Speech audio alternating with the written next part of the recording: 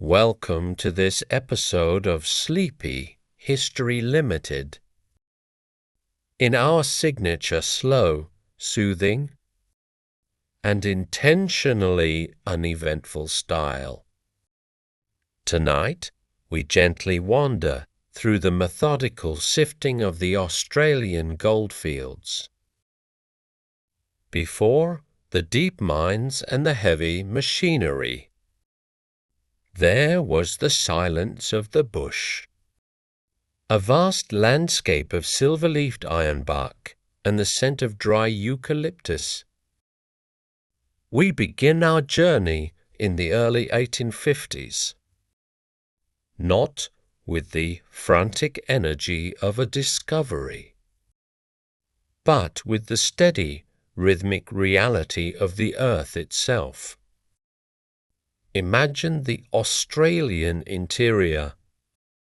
The sun is a constant, muted presence, casting long shadows across the undulating plains of New South Wales and the dense forests of Victoria. The ground beneath is ancient.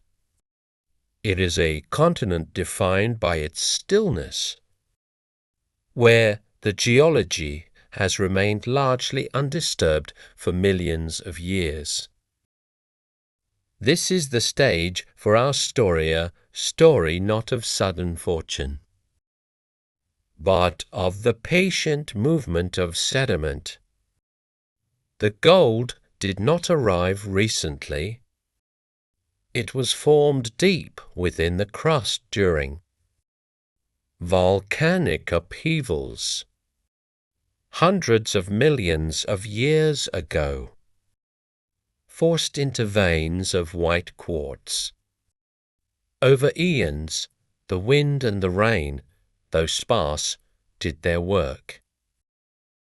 The quartz eroded. The mountains slowly crumbled, and the gold, being heavy and stubborn, was washed down into the creek beds.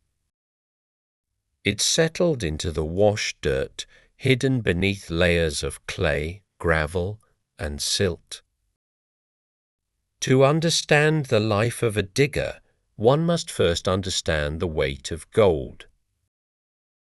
Gold has a specific gravity of approximately 19.3. This means it is 19 times heavier than an equal volume of water. It is much heavier than the quartz, the ironstone, and the common sand that surround it. This single physical property density is the foundation of the entire Australian gold rush. Every tool developed, every hour spent by the riverbank, was an exercise in the application of gravity. We look first at the pan. It is a simple object, usually made of tin or iron, with sloping sides and a flat bottom. A miner kneels by the edge of a slow-moving stream, perhaps the Turon or the Loddon. The water is cold, even when the air is hot. He fills the pan with a few pounds of riverbed gravel. He submerges it. The water clouds instantly with the fine, red dust of the Australian soil. Now begins the motion. It is a circular, swirling movement, steady and hypnotic. The goal is to keep the material in a state of suspension. As the pan rotates, the lighter particles of sand and organic matter rise to the top. With a slight tilt, the miner allows the top layer of muddy water to spill back into the creek. He adds more water. He swirls again. The process is repetitive. There is no shortcut. Every rotation of the pan is a conversation with the laws of physics. The larger pebbles are picked out by hand and tossed aside, clicking against the dry rocks on the bank. The remaining material becomes finer and darker. This is the concentrate. It consists of black sand, often tiny grains of magnetite or hematite, which are also heavy, but not as heavy as the gold. The miner's eyes are fixed on the rim of the pan. He is looking for a color, a single minute speck of yellow that refuses to wash away. Often there is nothing but the grey grit. He reaches back, scoops another portion of dirt, and begins again. The sun moves a few degrees across the sky. The kookaburras call from the trees, a sound that punctuates the silence but does not break the concentration. The heat of the day begins to settle. The dust on the miner's moleskin trousers turns from a pale brown to a deep burnt orange. This dust is everywhere. It is in the creases of the hands, under the fingernails, and in the fabric of the heavy wool shirts. It is the physical mark of the landscape. As the 1851 season progressed, thousands of men arrived. Yet the landscape remained strangely quiet. While the newspapers spoke of gold fever, the actual work was quiet and methodical. It was a labor of sorting. The miners were not just looking for wealth. They were cataloguing the debris of the earth. They were sifters of history, moving through the secondary deposits of ancient rivers that had long since changed course. The administrative side of this life was just as repetitive as the panning. To stand by that creek, one needed a license. This was a small piece of paper, a bureaucratic anchor in a wilderness of dust. It cost 30 shillings a month, a significant sum that had to be paid, regardless of whether the pan yielded a single grain or a pound of gold.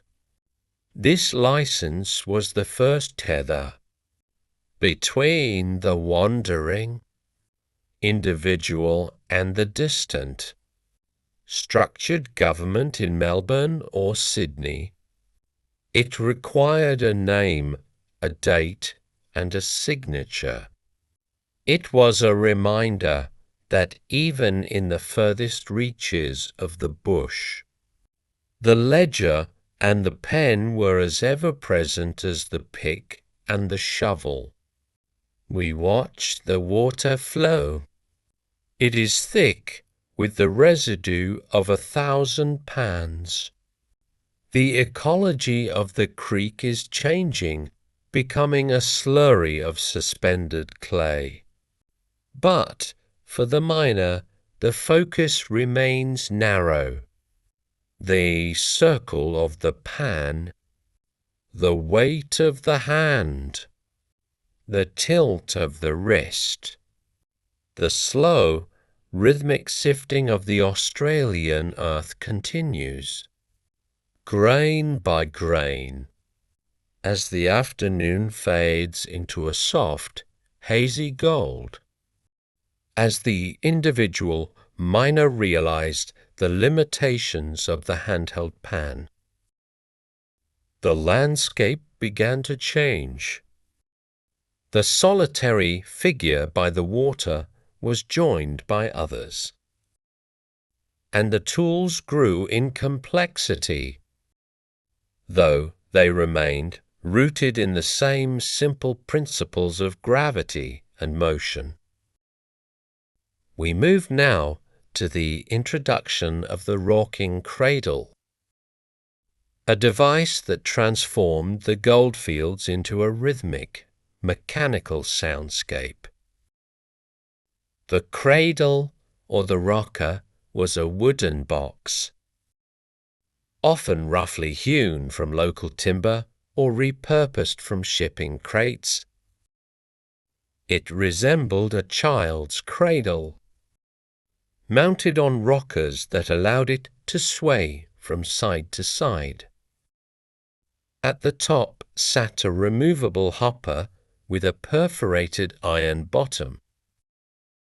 Beneath this was a sloping wooden floor, fitted with riffles small, wooden slats nailed across the base to catch the heavier particles. Operating a cradle was a study in synchronized, low-impact labor. It usually required a small team, turning the solitary search into a communal, repetitive task. One man would be at the face of the claim, digging the heavy, compacted earth. Another would carry the buckets of wash dirt to the cradle's side. A third would sit or stand by the machine, steadily rocking it with one hand while pouring water over the dirt with a long-handled ladle or a dipper. Consider the sound of this environment. It was not the silence of the deep bush, nor was it the roar of an industrial city.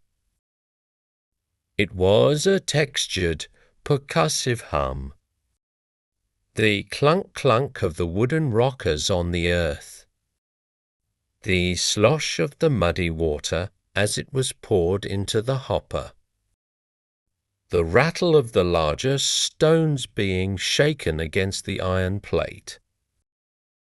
Hundreds of these machines, operating along a single creek, created a low-frequency vibration that seemed to emanate from the ground itself.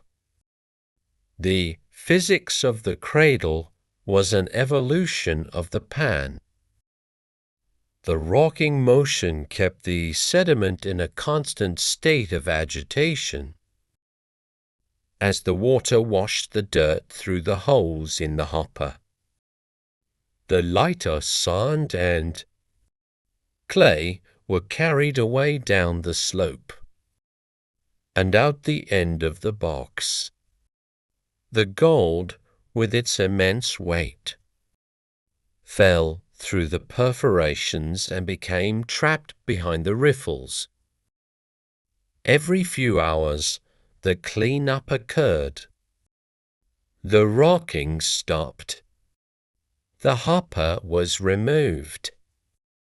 The concentrated sludge behind the riffles was carefully gathered and finished in a pan to reveal the day's accumulation.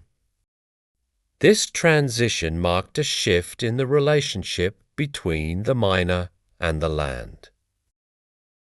It was no longer about the lucky find in a single handful of dirt. It was about the volume of earth processed. Success was measured in the number of buckets moved, the number of ladles poured, the number of hours the cradle remained in motion. It was a factory-like efficiency applied to the wilderness. Yet it remained strangely organic, powered entirely by human muscle and the flow of the stream. Behind this labor lay the fascinating geology of the quartz reefs. While the alluvial miners worked the surface and the creek beds, they were essentially cleaning up the debris of much older structures. Deep beneath the red dust and the layers of clay were the primary deposits, the quartz veins. These veins were the frozen remnants of hydrothermal fluids that had surged through the Earth's crust hundreds of millions of years ago. Quartz is a hard, crystalline mineral, usually white or translucent. In the Victorian Goldfields, these reefs often ran north to south, cutting through the surrounding slate and sandstone like giant subterranean walls. When these reefs were exposed to the elements, they shattered. The gold, once encased in solid stone, was liberated. Over geological time, the gravity that now aided the miner in his cradle had already been at work, drawing the gold down from the hillsides into the gullies. The miners began to notice the patterns. They looked for the deep leads, the ancient, buried riverbeds that had been covered by volcanic basalt or layers of sediment over millennia. To find a deep lead was to find a preserved record of an ancient landscape, a hidden geography of wealth buried 40, 60, or 100 feet below the current surface. This required a different kind of patience. Shafts had to be sunk. The earth had to be shored up with timber. The air in these shallow mines was cool and smelled of damp clay and old stone. The work was slow. A man might spend weeks digging through barren ground, hauling up bucket after bucket of grey pipe clay, just to reach the thin layer of wash at the bottom. The bureaucracy of the goldfields kept pace with this deepening labor. The licensing system grew more rigid. The gold commissioners and their police forces became a constant presence. A miner could be stopped at any moment while rocking his cradle, while hauling a bucket, or while eating a simple meal of damper and tea and asked to produce his permit. The license was more than just a tax. It was a physical manifestation of the tension between the free-roaming digger and the colonial administration. It was a small, crumpled square of paper that carried the weight of the law. The digger hunts, as they were called, where police searched for those without licenses, added a layer of quiet. Bureaucratic stress to the physical exhaustion of the day. Yet, even amidst this tension, the rhythm of the fields remained. The sun would climb to its zenith, turning the red dust into a fine powder that coated the leaves of the gums.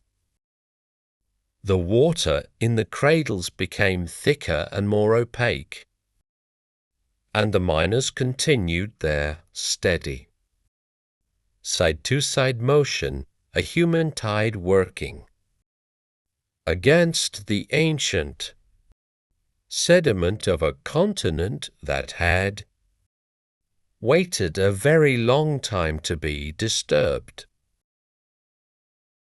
As the surface deposits along the creek banks began to thin, the search for gold moved away from the running water and into the dry gullies and the flats. This shift required a change in technique, as the soil here was different-heavy, sticky and laden with a dense, white clay known as pipe clay. To process this stubborn earth, the miners turned to the puddling tub. The puddling tub was often nothing more than a large wooden barrel sawn in half.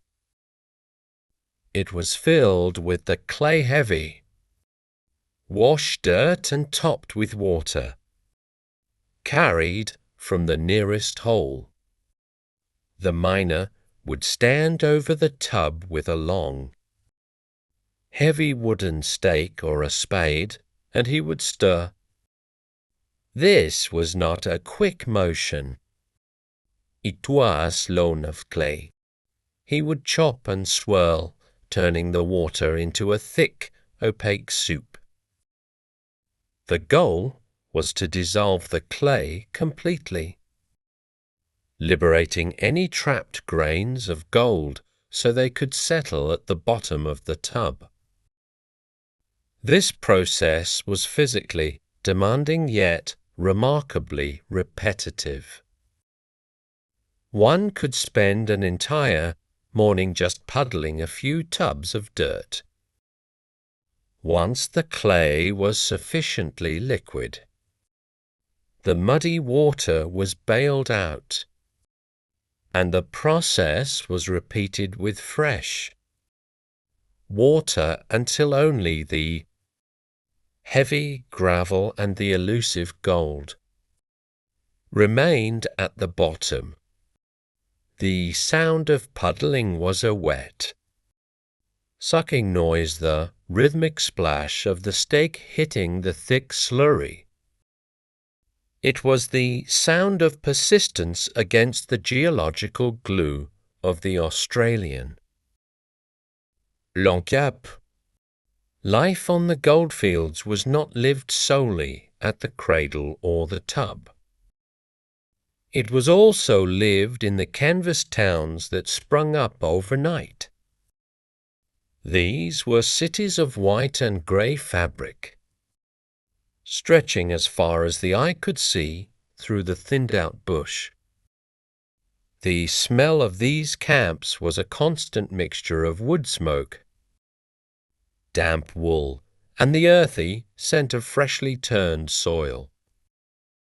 The diet of the miner was as methodical as his work. It centered on 3 staples: mutton, damper, and tea. Damper was the bread of the bush, a simple mixture of flour, water, and perhaps a pinch of salt. It was kneaded on a piece of bark or a flat stone and then buried in the hot ashes of a campfire. The baking of the damper was a quiet ritual performed every evening. One had to wait for the wood to burn down to the right consistency of white ash and glowing red coals.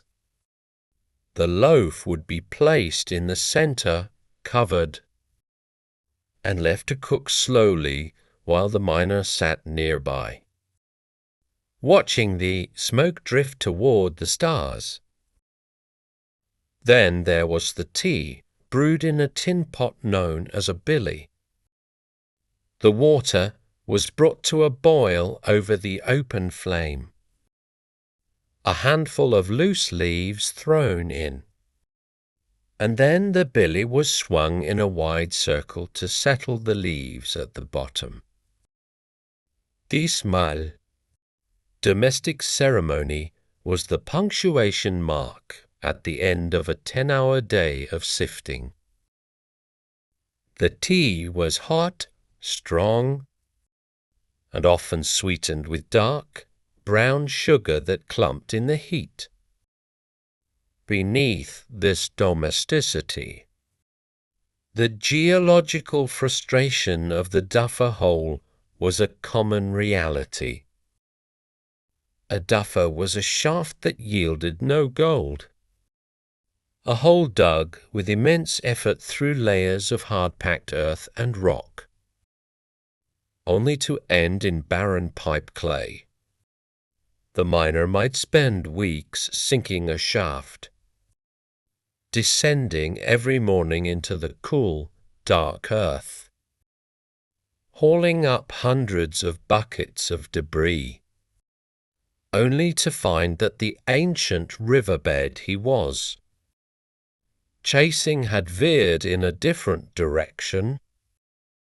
This uncertainty made the administrative burden of the gold license even harder to bear. The Gold Commissioner's camp was the center of this bureaucratic gravity. These camps were often established on higher ground, overlooking the chaos of the diggings. They were more permanent structures, sometimes built of timber or stone, representing the stability of the British Crown in a landscape of shifting gravel. The commissioners were men of authority, often dressed in military-style uniforms, who moved through the dust with a sense of detached order. Their task was to ensure that every man on the field was a licensed digger. This led to the license hunt, a regular occurrence that interrupted the rhythm of the work. When the cry of "Joe, Joe," rang out across the gullier warning that the police were approaching, the miners would stop their puddling, and there, rorking, those with licenses would stand their ground, reaching into their pockets for the worn, folded paper. Those without would attempt to melt away into the bush or hide in the depths of their shafts. The encounter between the miner and the authorities was a study in quiet, simmering tension. It was a formal exchange, the presentation of the permit, the checking of the date, the nodding of the official, and then the return to the red dust. The day would eventually end as the light turned a dusty mauve. The sound of the cradles would cease, replaced by the crackle of 100 small fires. The red dust would settle slightly in the cool evening air, coating the tines, silpude. The miners would sit by their fires, their hands stained by the earth, waiting for the damper to bake, knowing that tomorrow the sifting would begin again. As the surface of the earth was turned over and the creek beds were picked clean of their immediate treasures, the diggers began to look deeper. The era of the solitary pen and the simple cradle was slowly joined. By the era of the shaft, this was the transition from alluvial mining to deep lead mining. It was a journey into the dark, cool interior of the Australian soil, away from the glare of the sun and into a world of vertical geometry. To descend into a shaft was to enter a different state of being. Above, the world was red dust and wind. Below, it was the smell of damp clay and the muffled thud of a pickaxe hitting stone. A typical shaft might be only a few feet wide, just enough for a man to stand and swing a short-handled tool. The walls were often supported by slabbing, rough-cut, timber planks that prevented the soft earth from collapsing. The air was still, heavy with the scent of old moisture and the faint, acrid smell of the tallow candle stuck into a lump of wet clay on the wall. The primary tool for this vertical movement was the windlass. It was a simple, ancient machine, a horizontal wooden cylinder mounted on a frame over the mouth of the shaft. A heavy hemp rope was wound around the cylinder with a bucket attached to the end. One man, the topman, would stand at the surface, his hands gripping the iron or wooden handles. He would turn the windlass slowly, the rope creaking and complaining with every rotation. This sound, the rhythmic, dry groan of the windlass, became the heartbeat of the deeper goldfields. It was a slow, steady labour. The man below would fill the bucket with mullock, the waste earth, and give the rope a tug. The man above would begin the long, slow crank to bring the earth to the light. This happened dozens, then hundreds of times a day. There was no hurry. The weight of the earth dictated the pace. The geological prize they were.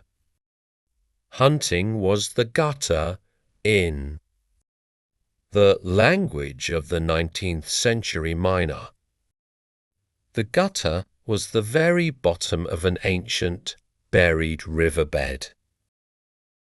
Imagine a river that flowed 1,000,000 years ago, carving a path through the bedrock. Over time, that river was buried by volcanic activity or shifting sediments. The gold, being heavy, would have settled into the deepest part of that old channel, the gutter. To find it was to find a concentrated line of wealth. But to find it required a surgeon's precision and a scholar's patience. The methods of processing the dirt became more industrial. Yet they remained grounded in the same slow principles. In areas where water was scarce, miners turned to dry. Blowing, this was a technique of using the wind itself as a sifter.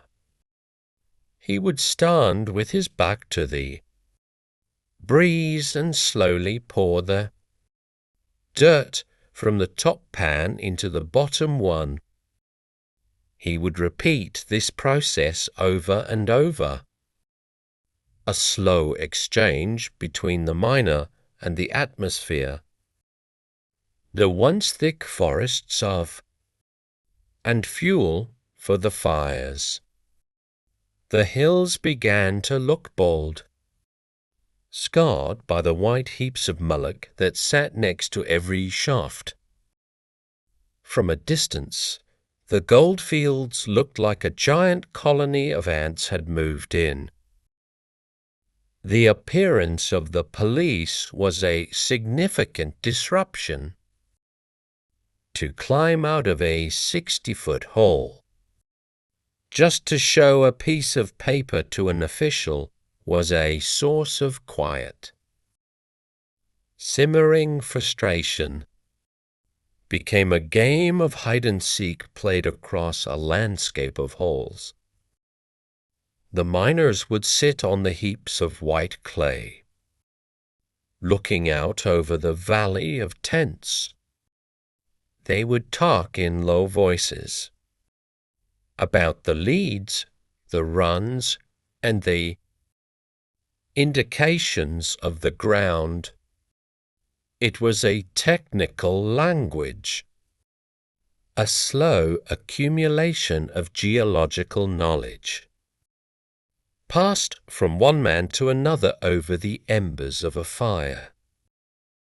The stars above the Australian bush are remarkably bright, and in the clarity of the dry night air, the goldfields felt like a place suspended in time.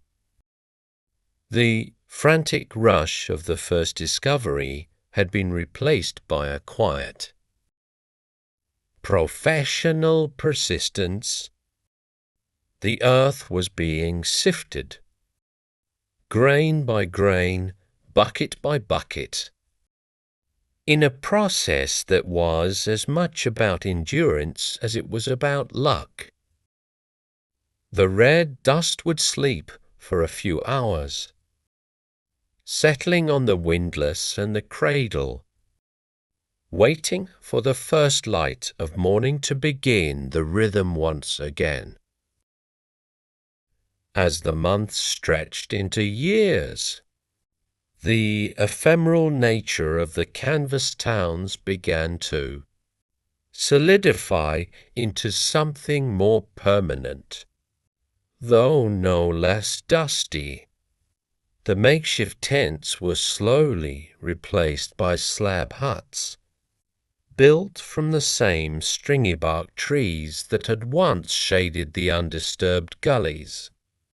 This transition marked a deeper commitment to the earth, a recognition that the sifting of the goldfields was not a task of weeks, but of decades.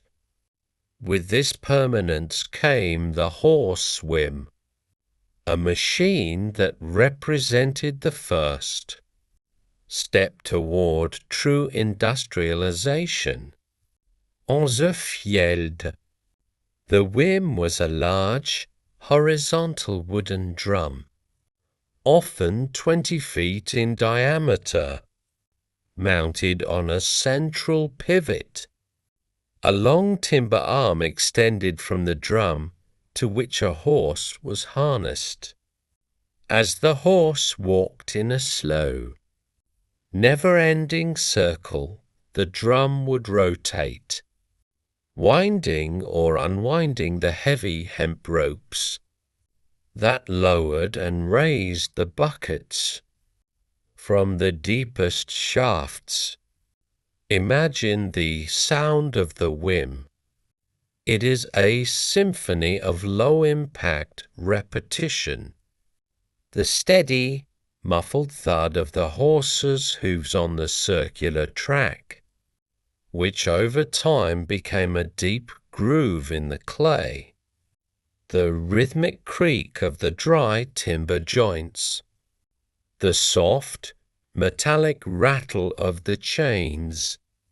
The horse, often blinkered to focus its attention, moved with a mechanical patience that mirrored the miners below. This was the new pace of the goldfields, a slow, circular grind that could continue for hours without interruption.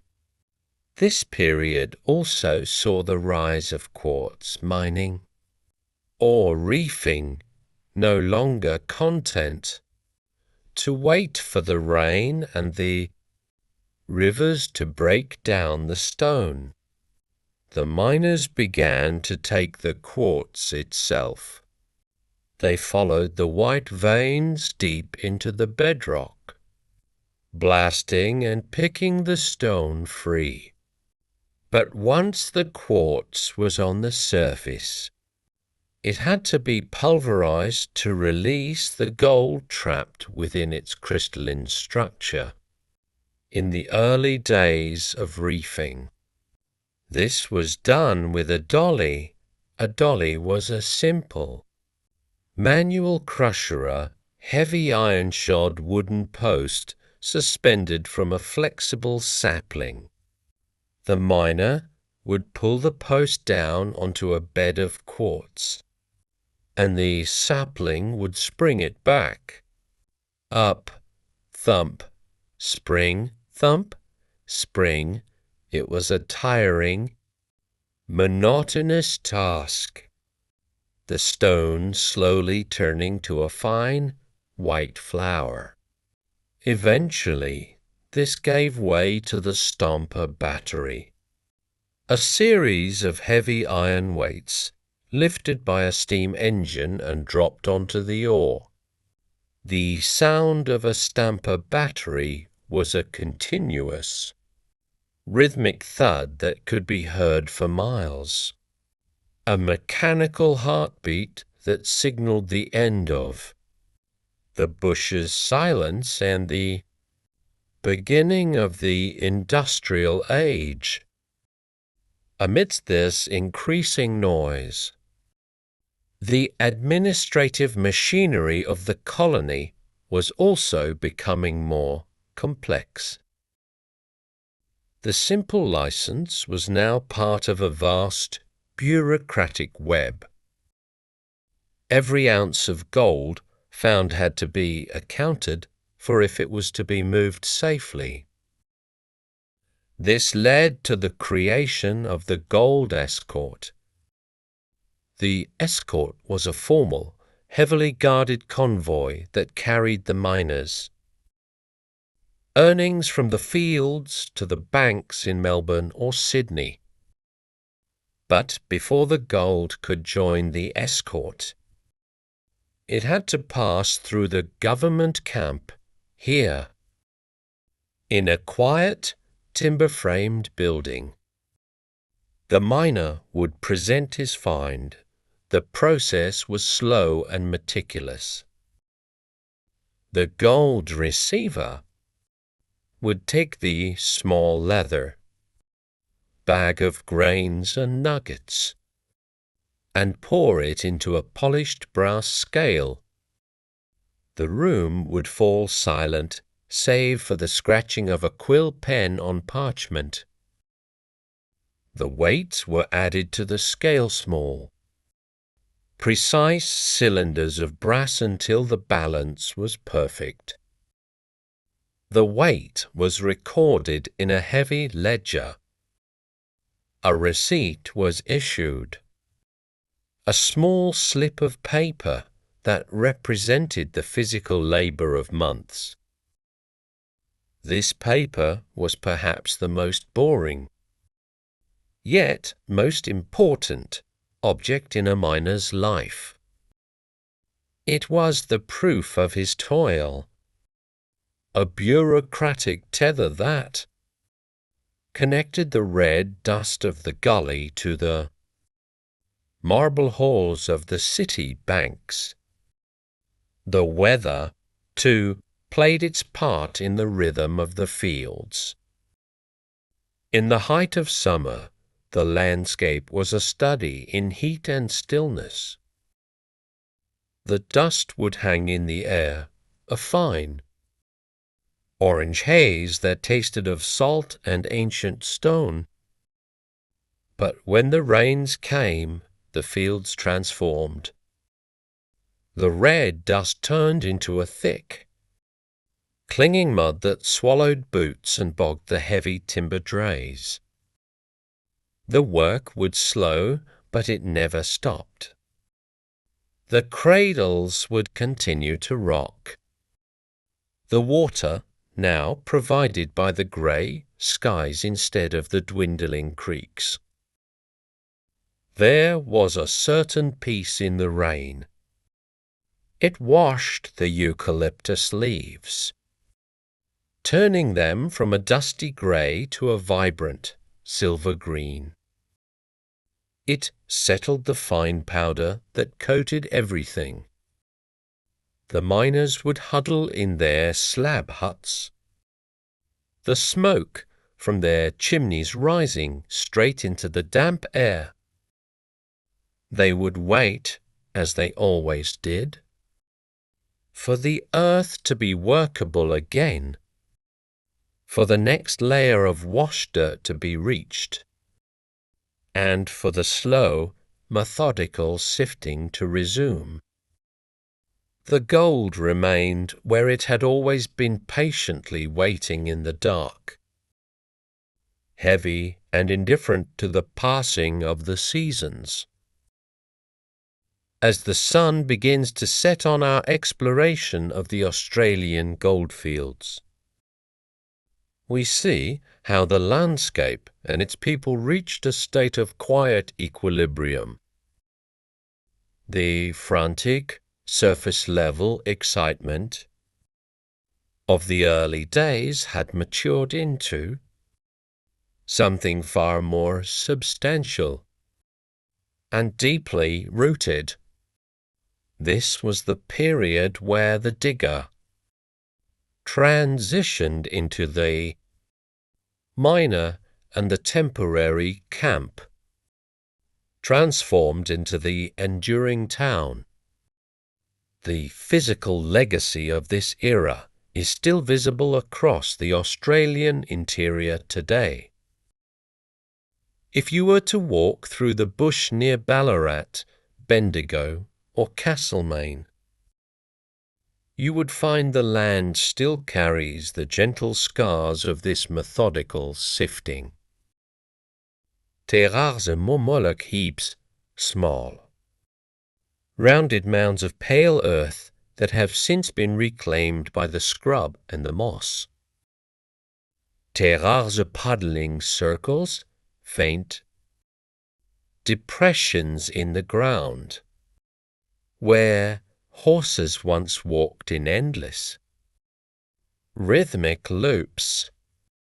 These are not grand monuments, but quiet, topographical echoes of millions of hours of patient labor.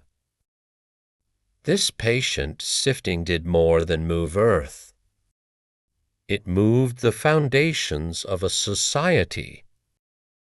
The bureaucratic tension we have followed the licenses, the inspections, the constant checking of paper slowly distilled into a new kind of civic identity. The miners, through their repetitive daily tasks and their shared frustrations with the colonial administration, began to see themselves as a collective. It was a birth of a national character, not born of a sudden explosion, but through the slow, grain by grain accumulation of shared experience in the red dust. The administrative burden eventually eased. The hated gold license was replaced by the miner's right, a simpler, cheaper permit that granted not just the right to dig, but the right to vote. This transition was a quiet victory for the methodical man.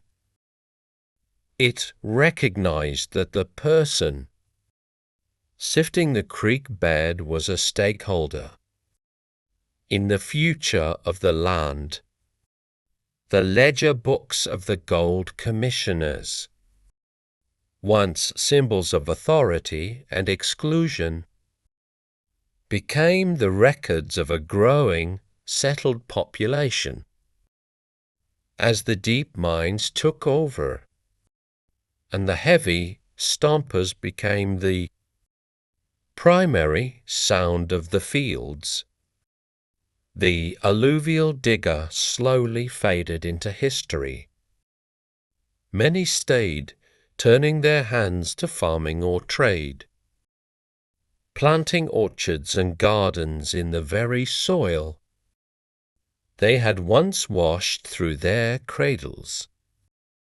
The eucalyptus trees began to regrow, their silver-green leaves casting long, dappled shadows over the old shafts. The landscape, once a hive of mechanical and human rhythm, returned to its ancient, sprawling silence.